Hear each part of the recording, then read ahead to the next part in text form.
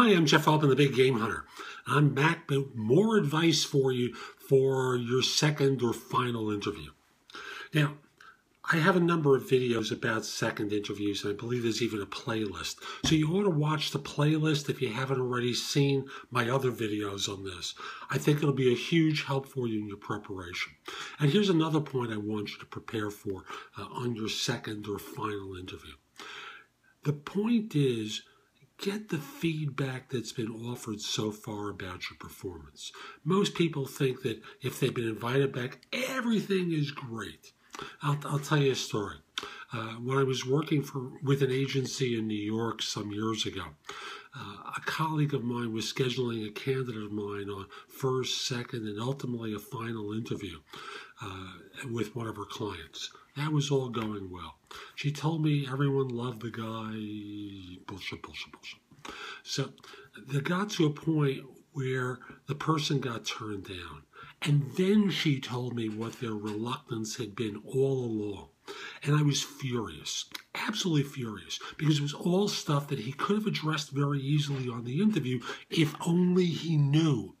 So here's my point for you. It's really useful to get the feedback from the HR person or from the hiring manager before you meet with the head of the function. If you're working with a third-party recruiter, get the feedback from them.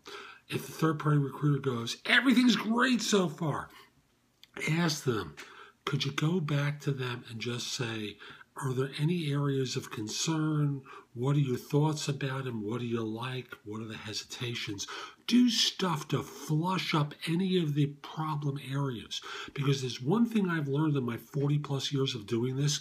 Small problems become big problems unless they're addressed. You're always best if you address them in the meeting, are prepared to address them in the meeting, and are proactive with addressing what their hesitation or concern might be. But you need to know what they are. You can't assume it.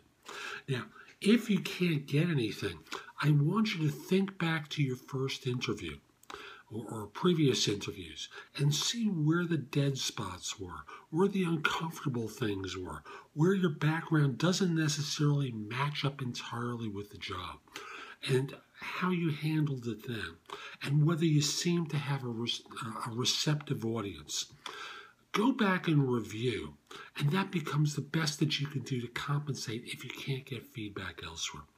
Hope you found this helpful, and if you like this video and want to see more, see that little icon there? If you click on it, you'll be able to subscribe to my channel and get videos, notices of videos whenever I release a new one. Also want to mention, you want to visit my website, which is thebiggamehunter.us, and go exploring.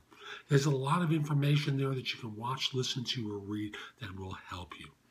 Lastly, if you're at a point where you're going to have to make a decision, you'll see at my website there's a tab that says Trusted Advisor Services.